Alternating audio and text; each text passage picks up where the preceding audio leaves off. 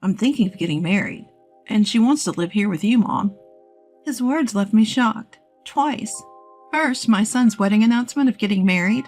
He, who had just turned 40 this year, had been whining about not having a girlfriend, even in front of me. Second, it was unusual these days for a bride to be positive about living with her mother-in-law. Up until then, my son and I had been living together in this 2-bedroom apartment. My husband passed away from overwork before my son entered elementary school. Ever since then, my son and I had been supporting each other. My son was still a young child, but he tried his best to support me, even cooking dinner for me as I was working tirelessly day and night. Even after he grew up and started working, my son did not leave home as he was always concerned about me. He cared and didn't want me to be living alone and lonely. I had mixed feelings about him. It was then that he announced his will to get married. "You don't have to worry about me. Why don't you look for a house where you can live as a couple without interruption?"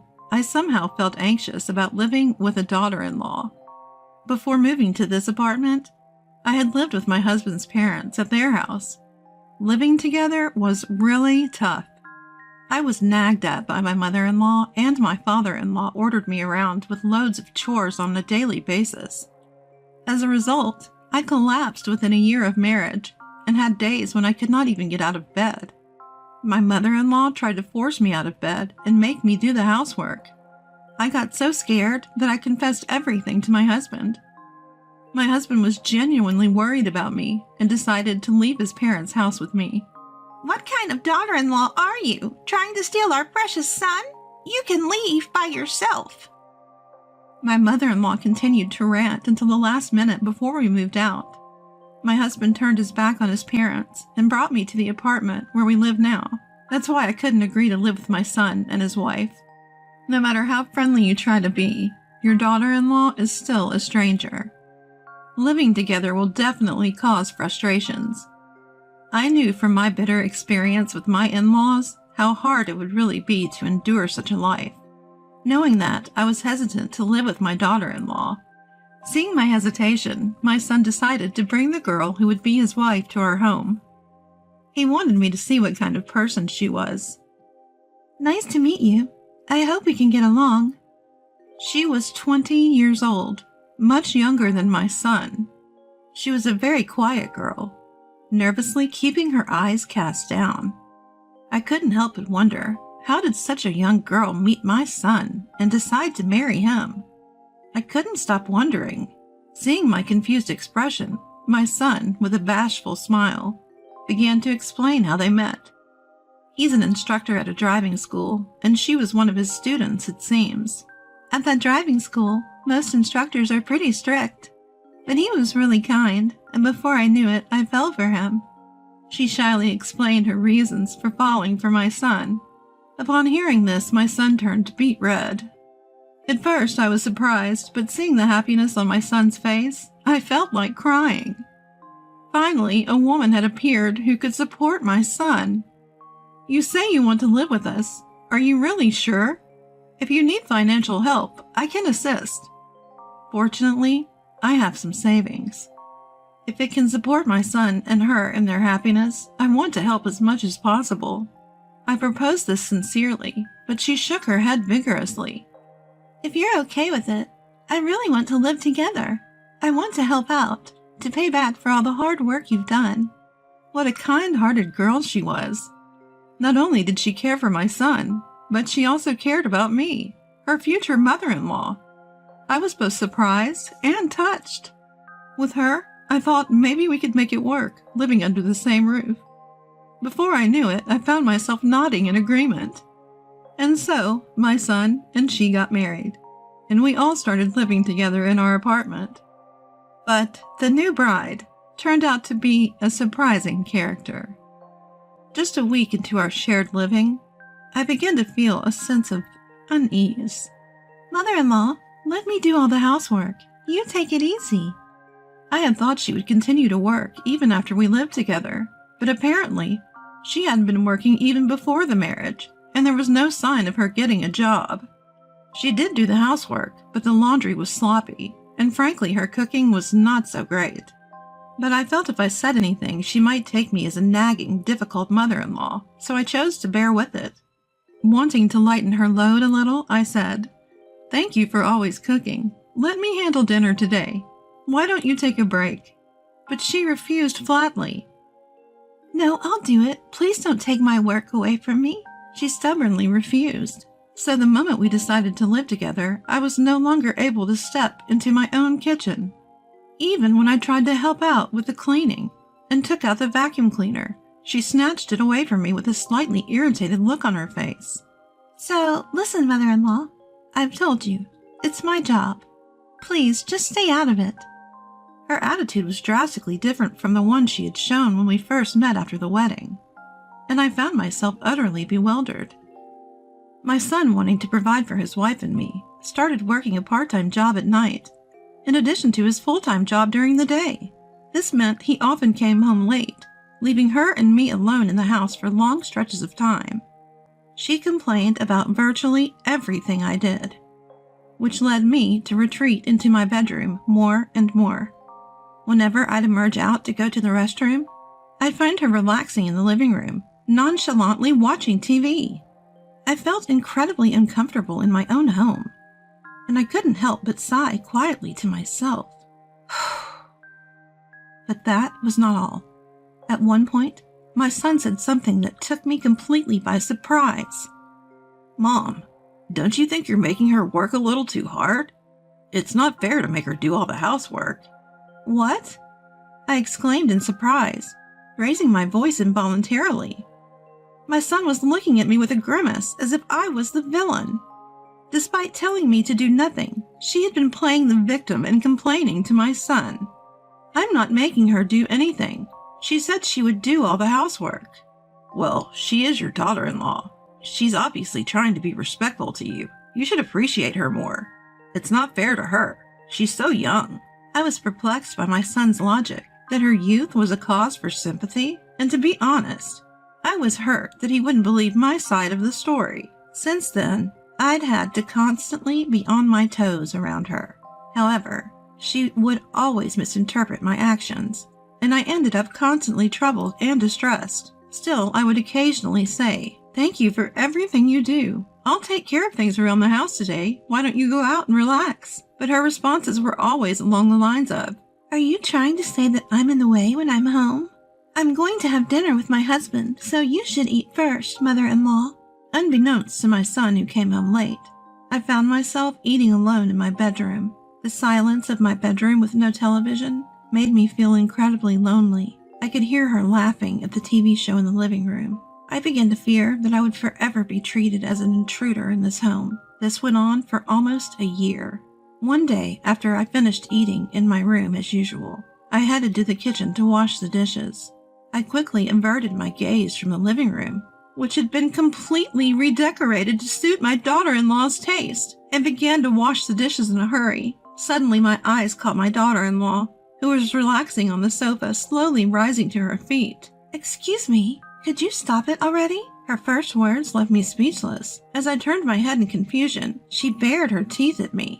"Don't play dumb," she exclaimed. "Your late husband built this apartment, right? I found that out while cleaning up your room the other day.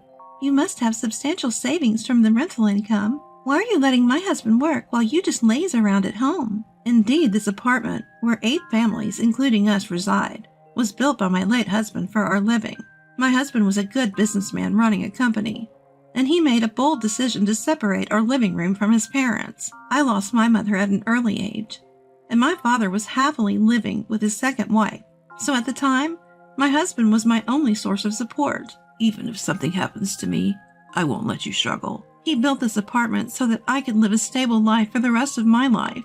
As long as there are tenants, there is a steady income. Nevertheless, the reason our son works is that he wants to be independent. My son, who now has a wife, is trying to provide for his family in his own way. However, it seems that his wife misunderstands that I am causing him to struggle because I am here. The words of my daughter-in-law continued. "Eventually, mothers who can't let go of their children are totally dependent on them financially, right? To be frank, it's annoying. An unemployed, living on a pension like you is hindering our life. If you care about your son, please leave this apartment. I couldn't understand what my daughter-in-law was saying at all. In the first place, wasn't it you who wanted to live together?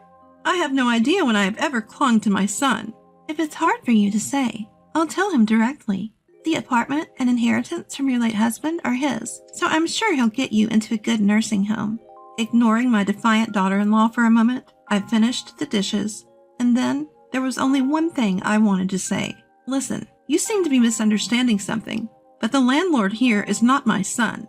Huh? At her somewhat stupid voice, I sighed internally and continued. Listen well. First of all, thank you for cleaning my room, but did you rummage through my things without permission?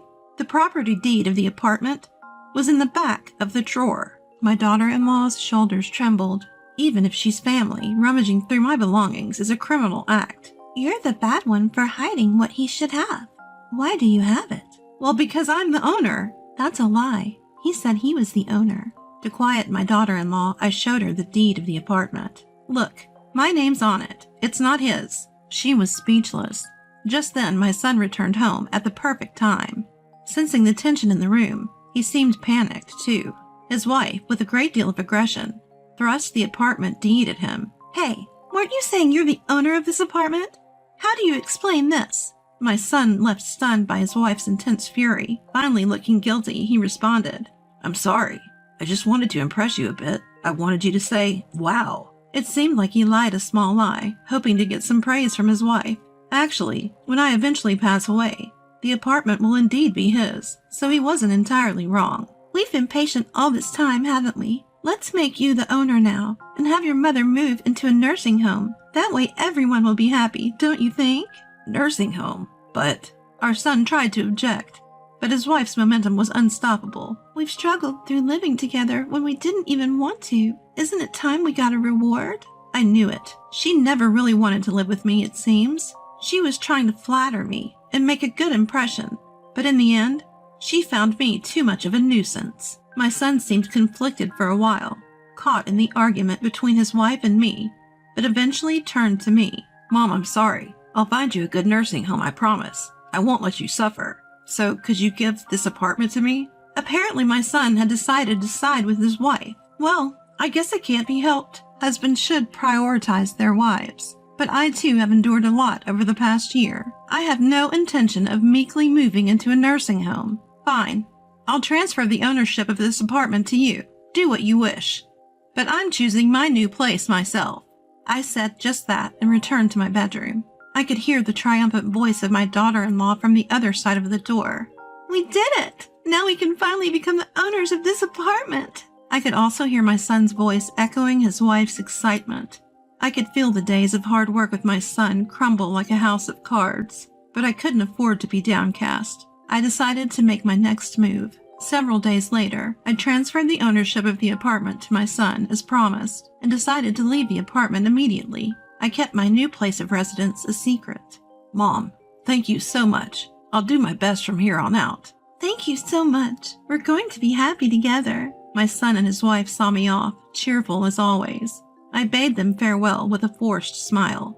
I moved into a condominium with nursing care services. It had a view of the mountains and the sea, a dream my late husband and I had. The spacious and comfortable environment, without creaking floors, like the old apartment, and the vast view seemed to cleanse my soul. Just then, a call came in on my mobile phone. It was from my son. When I answered, a voice filled with rage reached my ears. Mom, what the hell? The apartment has a severe termite infestation. They say it needs to be rebuilt. Just as I thought, a few months before I decided to move out, termites were found during a building inspection. The building was old, and I was considering rebuilding it, but my son was too busy with work, and I hadn't had the chance to discuss it with him. I had informed the other tenants in advance, and they had all agreed to move out. As it was my responsibility, I covered the moving costs, and there were no issues. Despite the mass departure of tenants, my son and daughter-in-law hadn't realized the urgency of the situation. The apartment is yours now, isn't it? Whether you rebuild it or demolish it, you can do as you please. What? Both options are incredibly expensive. I can't afford it. Can't you chip in a little? Absolutely not. This conversation is over. To tell the truth, I had $1 million that I had saved by investing my late husband's inheritance. I had been saving for my son's future, but now I didn't feel that way at all. That's why I was able to use it openly as a down payment for this condominium. My daughter-in-law chimed in on the phone. Why hasn't your son inherited a single cent of his father's estate? This is unfair. That's not what we agreed on. Before my husband passed away, he left me a will, bequeathing all his property to me. Apparently, he was concerned about his greedy parents trying to manipulate our son, his grandson, to get their hands on the wealth. Fortunately, I was completely estranged from my in-laws after we stopped living together. That was indeed a blessing. My son, I'm sure, must have been bragging to his wife about the apartment and even the savings, lying through his teeth. It was clear as day that his wife's motive for marrying him was money. Please help me. I've always dreamed of being a stay-at-home wife. Well, if you're out of money, you'll have to work. You're young. You can find jobs anywhere, right? Best of luck. Marriage isn't always about happiness. Overcoming various hardships is what defines a couple. Perhaps this is a fitting end for my son's wife blinded by money, and my son who prioritized such a wife, neglecting his own mother. Afterward, my son spent all his money to demolish the apartment. He planned to sell the land once it was cleared, but the truth is, it was leased from a third party, and according to the agreement, it had to be returned after the demolition. His plan to profit from the land sale crumbled to dust, so the couple ended up penniless. To accommodate his wife's unwillingness to lower her living standards, my son is apparently working tirelessly day and night. I've changed my phone number so there are no calls, but somehow they found out my address, and I received letters from my son and his wife every month. I discard them without opening. I don't want anyone to disrupt this elegant, solitary life of mine. Outside the window, the blue sea and the cream trees are shining in the sunlight. My deceased husband smiles at me from his portrait near my bed. You could help him, you know. Not sure about his wife, though. I felt as if he was speaking to me that way.